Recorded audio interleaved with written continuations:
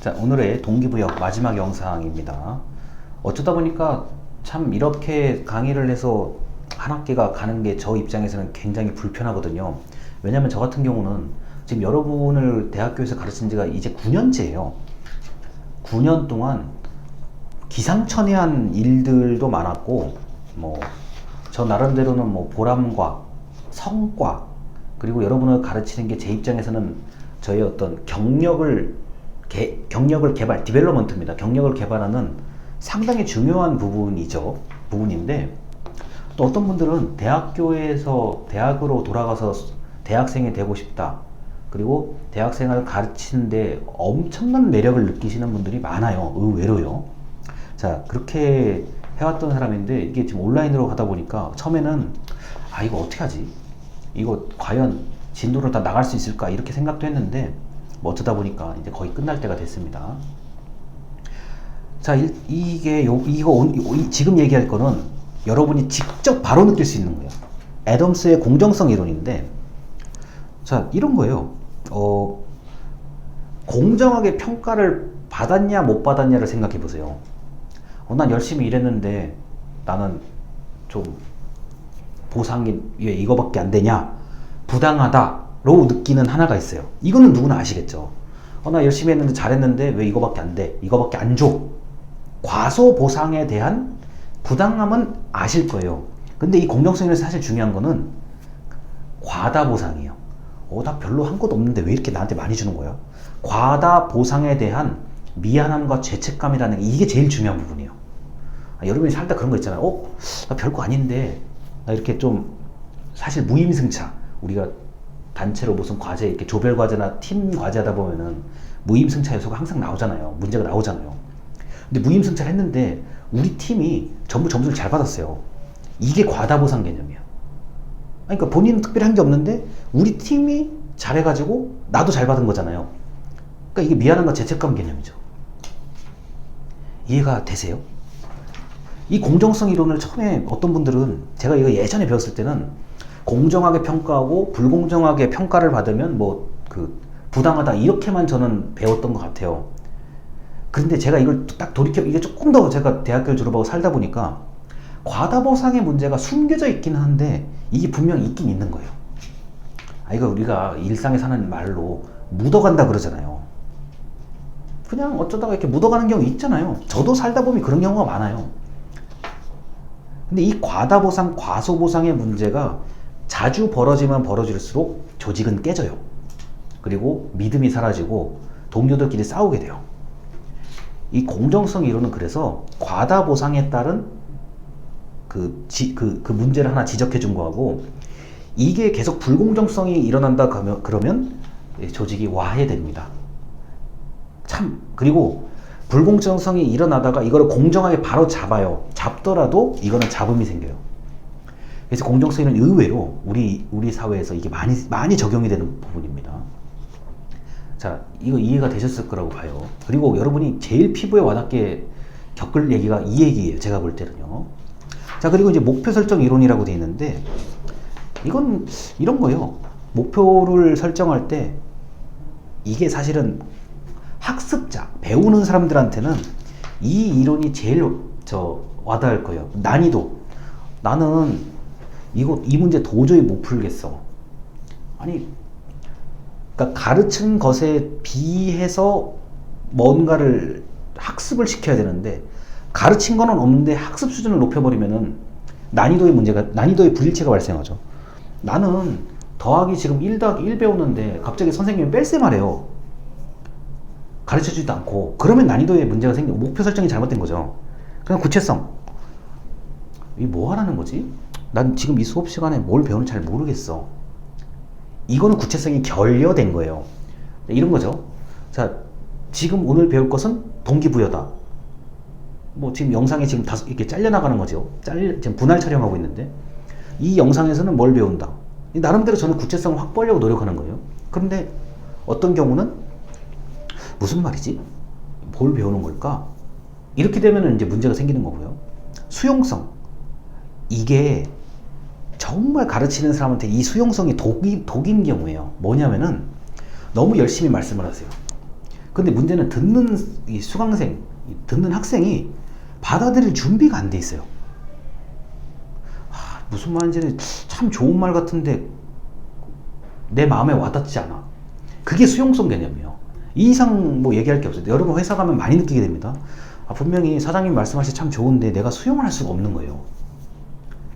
그 수용할 수 없는 이유는 굉장히 여러 가지가 있습니다. 뭐 불가능한 걸 하라 그런다든가, 부당한 걸 하라 그런다든가, 이런 거. 그 다음 몰입도. 자, 집중이 안 돼요. 할 말 없죠. 나 오늘 왜 공부가 안 되지? 뭐 여러 가지 이유가 있겠죠. 나 왜 오늘 일을 왜 잘 못하겠지? 왜 자꾸 실수를 하지? 아니, 그러니까 이게 몰입도, 목표 설정 이론은 난이도, 구체성, 수용성, 몰입도의 개념을 가지고 얘기를 하는데, 이게 여러분들이 공직 생활이나 직장 생활에서 제가 볼 때 매일 느낄 수 있는 게 이 얘기예요. 나는 오늘 회의 시간에 내가 이야기 들은 거는 내가 할 수가 없는 건데? 수용 불가능이죠. 뭘 하라는 거야? 이게 지금 무슨 얘기지? 구체성이 없는 거. 몰입도, 나 어제 술 많이 먹고 회식해가지고 오늘 근무가 안 돼. 몰입도 당연히 떨어지죠. 그 다음에 난이도, 이거 우리 저 높으신 분께서 이걸 할 수 없는 거, 이거 진짜 하라는 거야 말라는 거야? 이거 과연 할 수 있을까? 그런 고민 많이 해요. 여러분 만약 공직 생활을 하시게 된다 그러면 난이도에 대한 문제도 고민하셔야 돼요. 이런 거 있잖아요. 제가 단적인 예를 들어드릴게요. 야, 거기 이거 할 수 있지? 그 높으신 분이 그렇게 말하는데 거기 대놓고 또 못합니다 이렇게 못해요. 또 우리나라의 그 조직 문화에 따르면. 근데 돌이켜서 고민해보면 이제 미쳐버린 일이 생기는 거예요. 이걸 어떻게 해?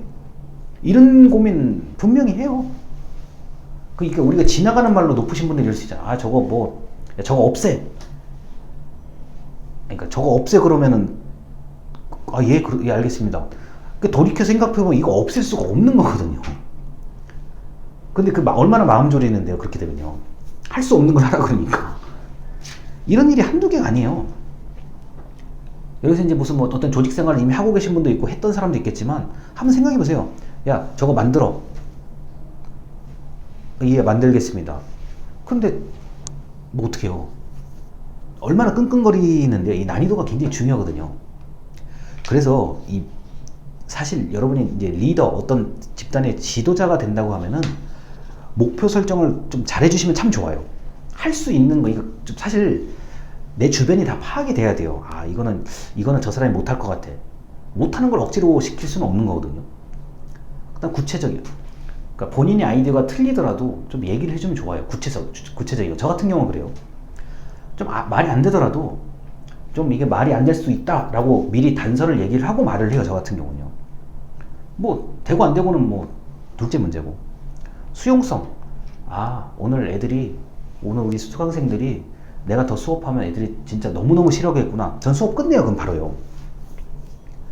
이상하다. 오늘 왜 애들이 이렇게 많이 잠을 잘까? 왜 많이 자니? 어제 무슨 개강 총회 했는데요. 자야죠. 그러면은. 제 입장에서 그렇다고요. 자야죠. 수용을 못 하는데 어떡해요. 그럼 일찍 끝내야죠. 이게 그래서 목표 설정 이론이 여러분이 이제 어떤 지휘 또는 기관장이 되거나 이런 좀 어떤 관리자 위치에 됐을 때는 한번 좀 이 네 가지 요소를 가지고 머릿속에서 대입을 해보세요. 한번. 그러면은 더 폭넓게 활용할 수가 있습니다. 자, 그래서 오늘 목표 설정 이론, 애덤스의 공정성 이론, 포터와 롤러의 기대 이론, 브룸의 기대 이론, 성취 동기 이론과 직무 특성 이론, 엘더퍼, 메슬로우의 욕구 단계 이론들, 그리고 동기부여의 의의까지 오늘 좀 설명한 내용이 좀 많아요. 그래서 제가 지금 설명을 빨리 했습니다. 자, 그런데 이 동기부여 개념은 제가 우리 이번 주차 첫 영상에서 말씀드렸듯이 결국은 사람이 사람에게 동기부여를 하는 거고 사람이 사람에게 동기를 깎아먹는 거예요. 얼마나 열받겠어요. 내가 공부를 좀 딱 하려고 집에 딱 공부하려고 딱 하는데, 자, 엄마 아빠가 들어오죠. 너는 왜 공부 안 하니? 그러면 갑자기 공부를 하고 싶은 그 욕망이 갑자기 낭떠러지로 떨어지는 거죠. 그것 때문에 공부 안 하는 분들 많아요. 의외로. 난 좀 놔두면, 내버려 두면, 나도 지금 내가 고민이 너무 많고 날 내버려 두면 좋은데 왜 주변에서는 자꾸 난리냐고. 그러면은 본인이 뭔가를 하고 싶은 그 행동이 계속 이렇게 끊겨요. 행동에 장애물이 생기는 거거든요.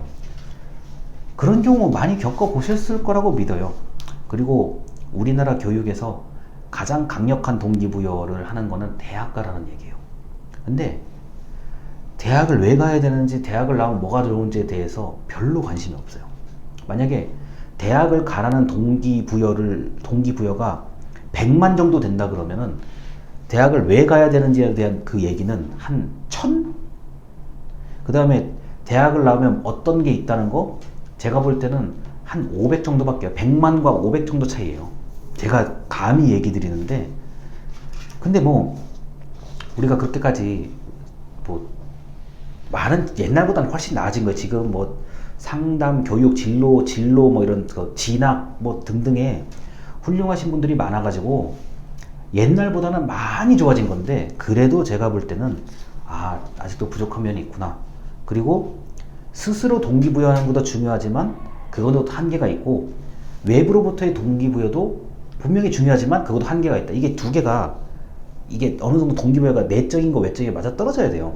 근데 그게 안 되면 좀 굉장히 실망할 수도 있고 좌절할 수도 있고 포기할 수도 있다는 점. 그리고 그러한 것이 반드시 그 사람의 마지막을 결정하는 게 아니에요. 이게 뭐 사람이라는 게 이 바이오리듬이라고 하죠.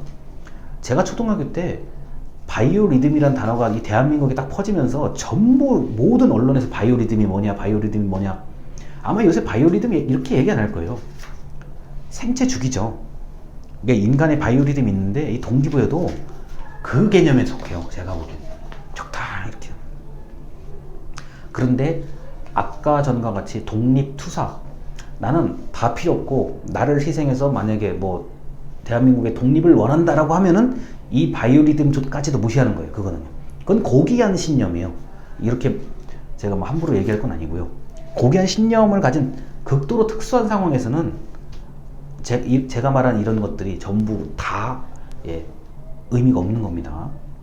여기까지 말씀을 드리고, 이제 또 우리가 다음 주차 영상에는 책에 없는 얘기인데 약간 이제 무서울 수도 있는 이야기하고, 여러분이 소방관, 경찰관 그리고 다른 직업이라고 할지라도 그 수많은 사람들에게서 나타나는 특성들, 수많은 사람, 불특정 다수 또는 특정 다수의 사람들에게서 나타나는 현상들을 제가 강의를 하고자 합니다. 어쩌면 다음 주에 강의하는 얘기가 우리 소방심리학에서 원하는 가장 최상위 수준의 얘기일 거예요. 그래서 별건 아니지만 한 번쯤 말씀을 드릴게요. 거기까지 하면 이번 학기가 끝날 것 같습니다. 자, 일단 여기까지 강의를 다 마치고, 자, 오늘 그리고 이 주말까지 다 좀 다른 강의, 다른 교수님들 강의도 잘 들으셔가지고 미리 좀 다 들어두셔야 아마 제가 보기에는 그 종강할 때 좀 불편함이 없으실 겁니다. 이게 몰아서 듣기에는 이제 시간이 별로 없어요. 자, 여기까지 강의를 마치겠습니다. 감사합니다.